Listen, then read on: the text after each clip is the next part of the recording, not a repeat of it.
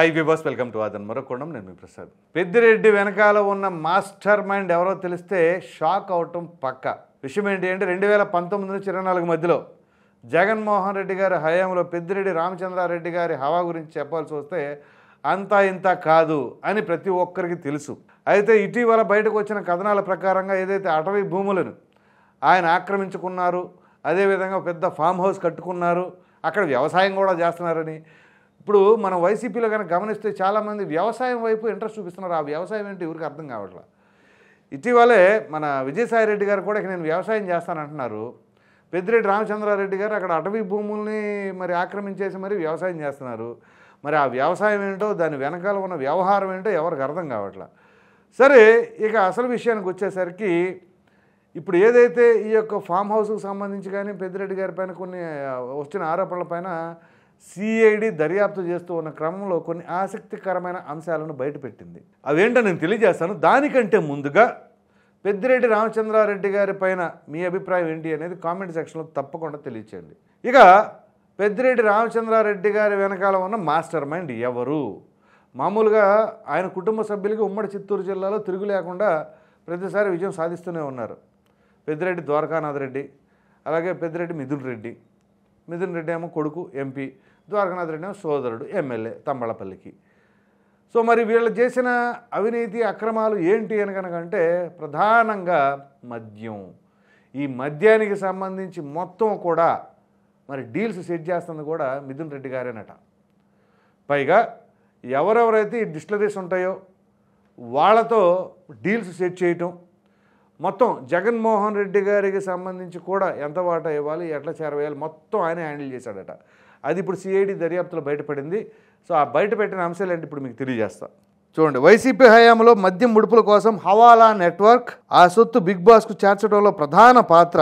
ఒక్కో కేసుకు 150 రూపాయల నుంచి 450 రూపాయల వరకు మొత్తంగా కొల్లగొట్టింది 3000 కోట్ల పైమాటేనట. సో ఇక్కడ ఏంటి అంటే ఏదైతే జే ట్యాక్స్ అని పిలుస్తున్నారో జగన్మోహన్ రెడ్డి గారి ట్యాక్స్ అన్నట్లుగా ఇక్కడ అదంతా కూడా చేరవేయటం, మా డీల్ సెట్ చేయటం ఇదంతా కూడా పెద్దిరెడ్డి మిథున్ రెడ్డి గారే చేశారట. సో దీనికోసం వైసీపీ హయాంలో ఐటీ శాఖ సలహాదారులుగా పనిచేసినటువంటి కసిరెడ్డి రాజశేఖర్ రెడ్డి ఆయన ముందు పెట్టి భారీ హవాలా నెట్వర్క్ రూపొందించారట.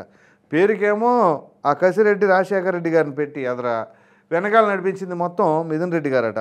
సో మొత్తం 4 ఏళ్లలో 3000 కోట్ల పైమాటగానే కొల్లగొట్టేశారట.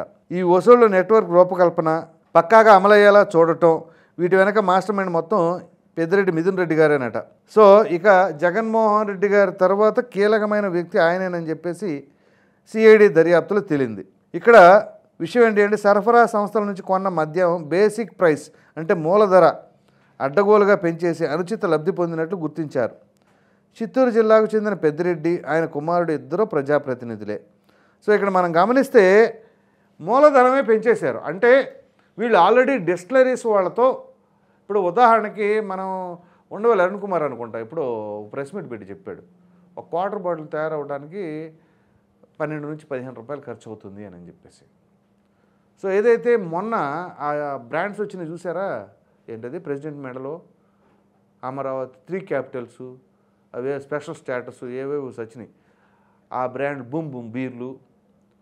సో ఆ డిస్టిలరీస్ వాళ్ళకి డైరెక్ట్గానే ఇప్పుడు నా షేర్ ఎంత నీ షేర్ ఎంత అని చెప్పేసి ఇప్పుడు ఆ 15 రూపాయలు 16 రూపాయలు క్వార్టర్ తయారయ్యేదాన్ని ఏకంగా 40 రూపాయలు 50 రూపాయల మూలధనం అని చెప్పేసి పెట్టి 50 రూపాయలు క్వార్టర్ పెట్టారనుకోండి, అందులో ఖర్చు అయ్యే 15 రూపాయలు ప్రక్కన పెట్టేసేయండి. అది కాకుండా ఇంకా 35 రూపాయలు, నాకు 20 రూపాయలు నీకు 10 రూపాయలు, ఆ రకంగా లేకపోతే ఒక్కొక్కరు 15 రూపాయలు అట్లా వేసుకొని వాటాలు వేసేసి పెంచేసి, పైగా ఇక్కడ ఇక ఏమి లేదు, డైరెక్ట్గా అక్కడ డిస్టిలరీ నుంచి స్టాక్ పాయింట్కే వస్తుంది. ఇక్కడ బారులు లేవు, వైన్ షాపులు లేవు, డిస్ట్రిబ్యూటర్ లేరు, ఎవరు లేరు కదా, స్ట్రైట్ అవే పబ్లిక్ అమ్మేయటమే. సో చూడండి అప్పుడు ఎంత మార్జిన్ ఉంటుంది, ప్రభుత్వానికి ఎంత మిగలాలి, ఏది వీళ్ళకి మిగిలే కాకుండా డిస్టిలరీస్ వాళ్ళది కాకుండా, పైగా ఈ మధ్యలో ఉన్న ఈ దళాలీలు కాకుండా మరలా ప్రభుత్వానికి వచ్చే వ్యయం, ఈ ప్రభుత్వానికి వచ్చే వ్యయంలో కూడా ఎంతతో చేశారు, అది అంతే లేదు. సో ఆ విధంగా ఉంది. ఇక దాని తర్వాత ఇంకేంటి చూద్దాం. డిస్టిలరీల్లో పాగా వేసి 2701 కోట్ల ఆర్డర్లట. పెద్దిరెడ్డి కుమారుడు ముడుపుల వసూళ్లలో కీలకంగా వ్యవహరించడమే కాకుండా డిస్టిలరీలో పాగా వేసి పలు బ్రాండ్ల మద్యం తయారు చేయించి వాటికే అత్యధికంగా మద్యం సరఫరా ఆర్డర్లు ఇప్పించుకున్నారు. ఇక అంతే, వడ్డించేవాడు మనవాడైతే ఏ మూలన్నా వచ్చేస్తని 2019లో అధికారం చేపట్టిన వెంటనే రాష్ట్రంలో అతిపెద్ద డిస్టిలరీలో ఒకటైన నంద్యాలలోని ఎస్పీవై ఆగ్రో ఇండస్ట్రీస్, తెలుసు కదా మీకు, ఎస్పీవై డిస్టిలరీస్ వాళ్ళతో పాటు మరో డిస్టిలరీని అనధికారికంగా ఆయన గుప్పెట్లోకి తెచ్చుకున్నారు. ఇక్కడ పెద్ద ఎత్తున జగన్మోహన్ రెడ్డి గారు బ్రాండ్లు తయారు చేయించారు. సో 2701 కోట్ల విలువైన మద్యం సరఫరా ఆర్డర్లు కట్టబెట్టేశారు. ఇక ముందే వాళ్ళకి ఇచ్చేశారు తర్వాత. సో 235 కంపెనీలు ఉంటే 7 సంస్థలకే 9221 కోట్లు. ఏపీ ఎస్బీసీఎల్ వద్ద మొత్తం 235 మద్యం సరఫరా కంపెనీలు నమోదై ఉన్నాయి. అందులో 168 ఏపీలోని వాటిలో కేవలం 7 సంస్థలకే 9221 కోట్లు, అంటే 60% విలువైన మద్యం సరఫరా ఆర్డర్లు ఇచ్చారు. వీటిలో అత్యధికం అప్పటి ప్రభుత్వ పెద్దలకు, అస్మదీయ కంపెనీలకు లేదా ముడుపులు చెల్లించిన సంస్థలేనని దర్యాప్తులో తెలియంది. ఇది చెప్పాను కదా, ఎవరెవరైతే డీల్స్ సెట్ చేసుకొని ముడుపులు ఇచ్చారో వాళ్ళకి.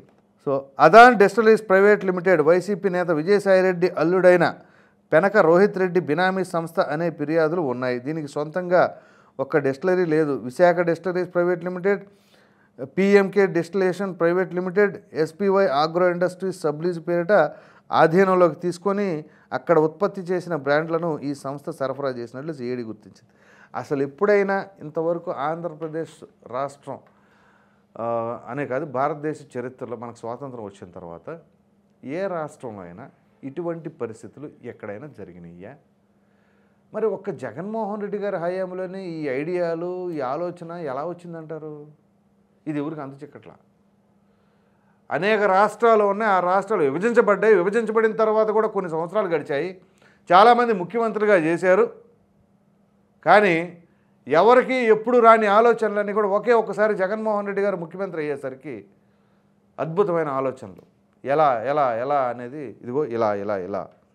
ఇక ఆ తర్వాత ఈ మద్యం సరఫరా ఆర్డర్లు దక్కించుకున్న సంస్థల నుంచి ముడుపుల వసూళ్లకు 7 అంచెల వ్యవస్థ అంట. అవేంటో చూద్దాం, 7 స్టెప్స్. ఇక్కడ ముడుపుల చెల్లింపు వ్యవహారాలు చూసేందుకు ప్రతి మద్యం సరఫరా కంపెనీ, డిస్టిలరీ సంస్థ నుంచి ఒకరిని ప్రతినిధిగా నియమించుకున్నారు. ఇది స్టెప్ 1. ఆ ప్రతినిధి తమకు బాగా నమ్మకమైన 2-3 క్యాష్ హ్యాండర్లుగా పెట్టుకొని ముడుపుల సొత్తు వారికి ఇచ్చేవారు. తర్వాత స్టెప్ 3, క్యాష్ హ్యాండర్లు కసిరెడ్డి, ఏదైతే ఇందాక రాజశేఖర్ రెడ్డి ఉన్నారు కదా, కసిరెడ్డి రాజశేఖర్ రెడ్డిని నియమించిన కొరియర్లకు సొత్తును అప్పగించేవారట. నిత్యం ఒకే చోట కాకుండా వేరు ప్రాంతాల్లో అందజేసేవాళ్ళు. ఎప్పటికప్పుడు ఫోన్ నెంబర్లు మార్చేసేవాళ్ళు. చూడండి, అంతా ఇవన్నీ ఏంటంటే డెకాయిట్ పనులు అంటారు చూసారా. ఇప్పుడు మామూలుగా క్రైమ్ సినిమాల్లో ఉంటాయి అన్నమాట ఇవన్నీ కూడా. ఏంటి, ఎక్కడ ఏం చేయాలి, ఎట్లా చేయాలి, చీకట్లో దందాలు ఎలా, ఇవన్నీ. అందులో అనేక రకాల స్టెప్పులు, నెంబర్లు మార్చటాలు, కొరియర్లకు ఇవ్వటాలు, అక్కడ వాళ్ళ పర్సన్ పెట్టుకోవటాలు, ఆ పర్సన్ ద్వారా ఇవన్నీ చేతులు మారటాలు. చూడండి, అసలు క్యాష్ కొరియర్లో తీసుకున్న సొత్తు అంతా ఒక చోటకు చేర్చేందుకు ఒక కీలక వ్యక్తిని ఆర్గనైజర్గా పెట్టుకున్నారు. ఇప్పుడు ఇందులో ఏవైనా సరే ఈ చేతులు మారేటప్పుడు లిక్విడ్ క్యాష్ కాదా, ఏదైనా సరే కొంచెం చేయి తడుపుకుందని ఎవడైనా అనుకున్నారనుకోండి, భయం, గొడవలు వచ్చేస్తుంది కదా, చచ్చేంత భయం. కాబట్టి ఎవడంత సాహసం కూడా చేయరు. మూసుకొని ఇది అక్కడ ఇవ్వంటే అది అక్కడ ఇస్తారు. అందులో బంగారం ఉండాలి, వజ్రాలు ఉన్నాయి, ఏదన్నా సరే.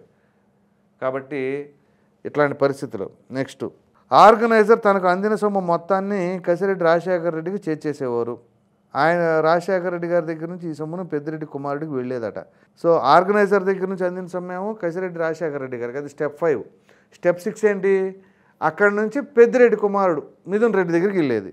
ఇక 7 లాస్ట్ స్టెప్, ఆయన నల్లదాన్ని వివిధ రూపాల్లో మార్చి బిగ్ బాస్కు చేర్చేవారు. ఫైనల్ డెస్టినేషన్ అది అన్నట్లుగా చెప్పారు. సో ఇక్కడ ఈ కంపెనీలు ఏంటో కూడా ఒకసారి మీకు చదివి వినిపిస్తా. ఎస్ఎన్జే షుగర్స్ అండ్ ప్రొడక్ట్స్, ఇది ఎంత ఆర్డర్ అంటే 2876 అట. ఎస్పీవై ఆగ్రోస్ ఇండస్ట్రీస్ లిమిటెడ్ 1569 కోట్లు. Tilak Nagar industries private limited 1472 కోట్లు. సెంటినీ బయో ప్రొడక్ట్స్ 1132 కోట్లు. Align blenders and distilleries private limited 983 కోట్లు. అదాన్ డిస్టిలరీస్ ప్రైవేట్ లిమిటెడ్ 739 కోట్లు. లీలా డిస్టిలరీస్ ప్రైవేట్ లిమిటెడ్ 450 కోట్లు. ఇది పరిస్థితి. అదాన్ డిస్టిలరీస్ అంటే ఆదాన్ ఛానల్ కదా, దయచేసి అనుకునేరు. అది వేరు, ఇది వేరు. మాకు దానికి అసలు ఎటువంటి సంబంధాలు లేవు. ఒకవేళ ఉంటే మాది నేనే ఎట్లా చెప్పుకుంటాను, అర్థం చేసుకోండి. అది అదాన్, మాది ఆధాన్. సో మొత్తం మీద చెప్పుకోవాల్సి వస్తే ఇక్కడ పరిస్థితి ఏంటి అంటే, ఇట్లా సిఐడి దర్యాప్తులు తేలింది నేను చెప్తుంది కాదండి, సిఐడి వాళ్ళు దర్యాప్తులో తేల్చిన రిపోర్టు.